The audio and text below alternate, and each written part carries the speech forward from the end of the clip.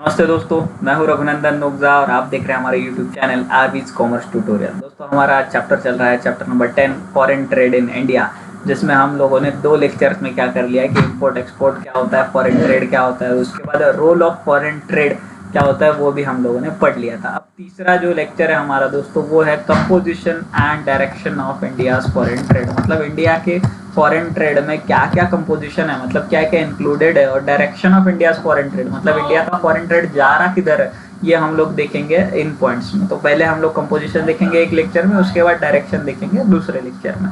तो दोस्तों last 70 years of independence मतलब 73 ऑड ईयर्स में इंडिपेंडेंस के बहुत सारे चेंजेस हुए हैं हमारे किसमें, फॉरेन ट्रेड्स में। क्यों चेंजेस हुए हैं दोस्तों? क्योंकि पहले इंडिया की पॉलिसी थी कि लिमिटेड पॉलिसी थी, लिमिटेशन पॉलिसी थी। उसके बाद 1991 में इंडिया ने लिबरलाइजेशन पॉलिसी अपनाई। लिबरलाइजेशन पॉलिसी मतलब क्या कि अपने इधर इंपोर्ट और एक्सपोर्ट करने के लिए हाई ड्यूटीज इंडिया ने लगा के रखी थी। इंपोर्ट एक्सपोर्ट ड्यूटीज इंडिया ने लगा के रखी थी क्योंकि इनका मानना था, इंडिया का मानना था कि हमारे लिए जो गुड्स जो लगेंगे वो हम लोग ही प्रोड्यूस करेंगे, हम लोग इंटरनेशनल मार्केट में नहीं जाएंगे, क्योंकि अगर इंटरनेशनल मार्केट में चले गए तो वापस से ऐसा हो सकता है कि हमारे ऊपर ट्रेड की वजह से हमारे ऊपर लिमिटेशंस आए और वापस हमारी कंट्री जो इंडिपेंडेंस मिला था वो वापस पहले जैसे सिचुएशन हो जाए। तो इसकी वजह से इंडिया ग्लोबल मार्केट में नहीं गया था। बट 1991 में इंडिया का फॉरेन रिजर्व कम होने की वजह से वर्ल्ड बैंक के कहने के ऊपर इंडिया को लिबरलाइजेशन पॉलिसी अपनानी पड़ी। अपने द्वार बाकी के देशों के लिए खुले करने पड़े अपने ट्रेड के लिए। मतलब इंडिया को इंपोर्ट करने के लिए जो भी रेस्ट्रिक्शंस थे वो हटाने पड़े, एक्सपोर्ट पे भी रेस्ट्रिक्शंस थे वो सब हटाने पड़े। इसकी वजह से इंडिया का जो कंपोजिशन है फॉरेन ट्रेड का वो थोड़ा सा दोस्तों बदल गया है। वो कैसा बदल गया है हम लोग इन पॉइंट्स के जरिए देखते हैं। पहला पॉइंट है दोस्तों increasing share of gross national income. अब फॉरेन ट्रेड में पहले क्या था कि फॉरेन ट्रेड से हमारा ग्रॉस नेशनल इनकम बहुत ही कम था। मतलब जो इंडिया में डोमेस्टिकली प्रोड्यूस होता है उसके बाद नेशनल इनकम में आपने देखा होगा कि इंपोर्ट और एक्सपोर्ट हम लोग प्लस माइनस करते हैं कि मतलब नेट एक्सपोर्ट या तो फिर नेट इंपोर्ट हम लोग ऐड अप करते हैं किसमें, नेशनल इनकम निकालते टाइम, ग्रॉस नेशनल इनकम निकालते टाइम। तो इन लोगों ने बोला कि 1991 share of India's foreign trade import export was 17.55%, it increase to 25% in 2006 and 48% in 16-17। मतलब आज इंडिया के ग्रॉस नेशनल इनकम से दोस्तों ऑलमोस्ट 50% शेयर किसका है, ऑलमोस्ट 50% ट्रेड फॉरेन ट्रेड का है। मतलब हम लोग जो भी एक्सपोर्ट करते हैं, जो भी इंपोर्ट करते हैं, उससे हमारी इनकम आज 50% बढ़ रही है। मतलब देखिए 1990s में जब रेस्ट्रिक्शंस थे उसके पहले ये सिर्फ 17% था, क्योंकि तब बहुत सारे रेस्ट्रिक्शंस थे, क्योंकि इंपोर्ट पे ड्यूटीज थी। इंपोर्ट पे 300% ड्यूटी थी। मतलब दोस्तों 100 रुपए की चीज आपको इंपोर्ट करनी है तो उस पर 300 रुपए ड्यूटी देनी पड़ेगी, उसके बाद वो 400 रुपए की मिलेगी।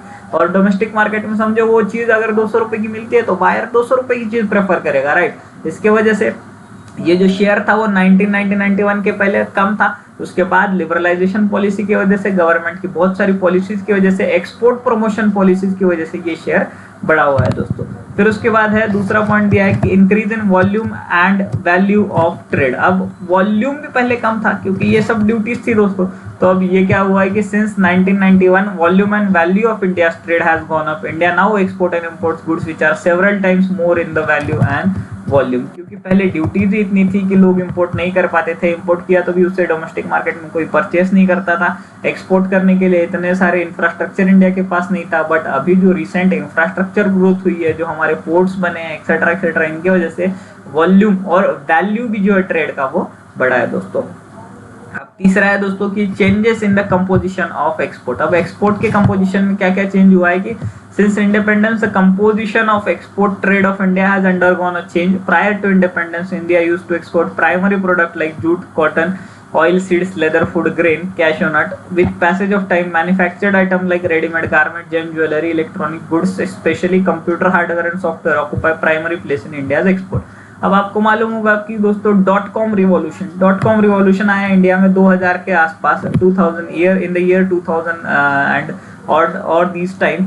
तब क्या हुआ दोस्तों कि इंडिया में सॉफ्टवेयर इंडस्ट्री बूम पे थी। मतलब जो कोई बात करता था वो सॉफ्टवेयर इंडस्ट्री की करता था। इंडिया में बहुत सारे सॉफ्टवेयर बनते थे, इंडिया में बहुत सारा स्किल्ड मैन पावर था। इसकी वजह से क्या होता है कि इंडिया वो चीजें एक्सपोर्ट करता था। अब इसके पहले क्या होता था कि 1990s में इंडिया जो भी रॉ मटेरियल होता था वो दूसरे देशों को एक्सपोर्ट करता था। मतलब जो भी प्राइमरी प्रोडक्ट्स है, कैशू नट्स हो गया या तो फिर फूड ग्रेन्स हो गया, एक्सेट्रा एक्सेट्रा, यही एक्सपोर्ट कर पाता था। किसको, दूसरे कंट्रीज को। बट इसके बाद इंडिया में इंडस्ट्रियल रिवॉल्यूशन हुए, इंडस्ट्रीज बनी, software industry, computer industry, IT industry का बहुत बड़ा ग्रोथ इंडिया ने देखा। इसके वजह से जो भी हार्डवेयर है, सॉफ्टवेयर है, या तो फिर इलेक्ट्रॉनिक गुड्स है, मैन्युफैक्चर्ड आइटम्स है, रेडीमेड गारमेंट्स है, इन सब का जो है एक्सपोर्ट वो बढ़ गया। मतलब कंपोजिशन कैसे चेंज हुआ है आप देख लीजिए कि प्राइमरी प्रोडक्ट्स और इसके ऊपर सेकेंडरी प्रोडक्ट्स, दूसरे हाफ में इंडिया ने सेकेंडरी प्रोडक्ट्स पे ज्यादा ध्यान दिया। सेकेंडरी प्रोडक्ट्स का जो एक्सपोर्ट है दोस्तों वो ज्यादा बढ़ गया है फॉरेन ट्रेड में।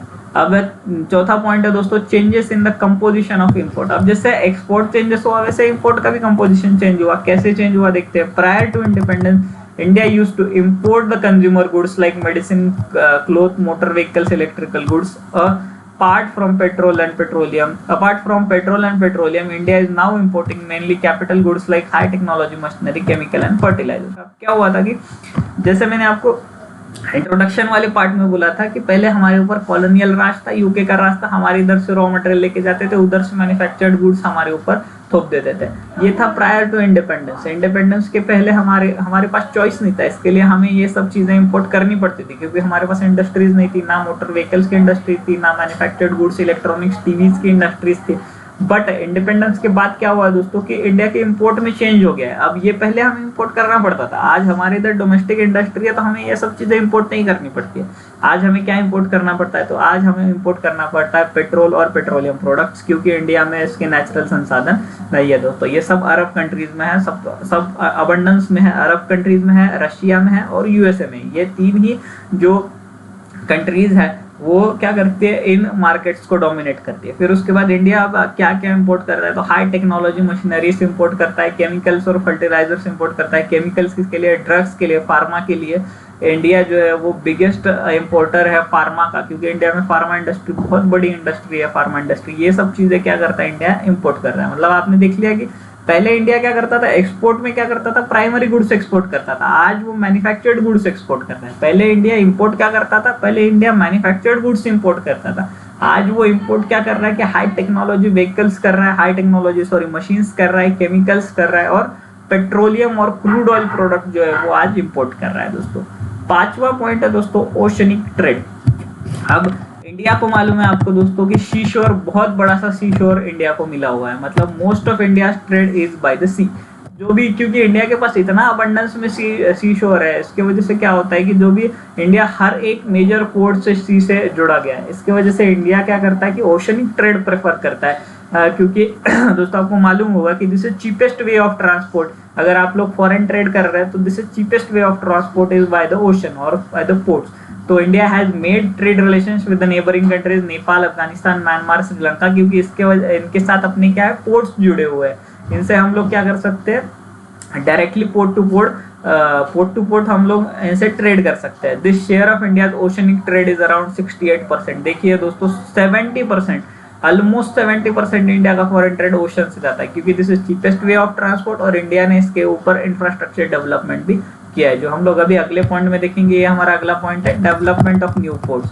अब फॉरेन ट्रेड मोस्टली पहले क्या था दोस्तों, मुंबई वगैरह में, मुंबई कोलकाता में क्या था कि ये फॉरेन ट्रेड वाले पोर्ट्स जो है वो सिचुएटेड थे। मतलब मुंबई का जेएनपीटी हो गया, कोलकाता का पोर्ट हो गया, इससे क्या होता था, मोस्टली फॉरेन ट्रेड होता था। बट एक्चुअली ये पोर्ट बहुत बिजी रहते थे, इन बिजी पोर्ट्स की वजह से ज्यादा इनके ऊपर लोड पड़ने लग गया, तो इंडिया ने दूसरे पोर्ट्स भी क्या कर दिए, अभी दूसरे पोर्ट्स में ये सब लोड जो है वो शिफ्ट कर दिया। मतलब सबके पास सिमिलर वर्कलोड चला जाए, इसके वजह से किया, इंफ्रास्ट्रक्चर डेवलपमेंट हुआ, इसके वजह से बहुत सारी और कंट्रीज से, बहुत सारी और पोर्ट से हम लोग कनेक्ट हो पाए। तो इंडिया ने रिसेंटली कौन कौन से पोर्ट्स दोस्तों ये किए, बनाए, तो कांडला पोर्ट है, फिर कोचीन है, विशाखापट्टनम है, तो ये वाइजैक वाला पोर्ट है। ये सब चीजें से क्या हुआ कि reduce the burden on the existing port. मतलब जो भी लोड आता था पहले एग्जिस्टिंग पोर्ट्स पे, वो सब अभी नहीं आता है, ये सब ऑर्गेनाइज्ड हो गया है। मतलब ऑर्गेनाइज्ड इन द सेंस कि ये सब बर्डन जो है वो शिफ्ट हो गया है दूसरे